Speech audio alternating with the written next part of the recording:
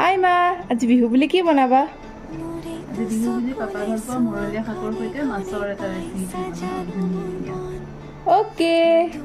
প্ৰথমতে মাছখিনি ধুনীয়াকৈ ভাজি ল'বি, লৈ পেলাই ইয়াতে শাকখিনি আৰু বিলাহী আলু দি বইল কৰি ল'বি।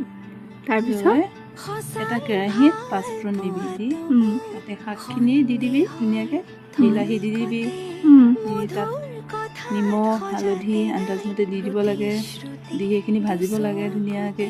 তাৰপিছত ভাজি পেলাই সিজোৱা যিখিনি পানী আছিল সেই পানীখিনি ইয়াৰ লগত মানে পানীখিনি পেলাই দিব নালাগে?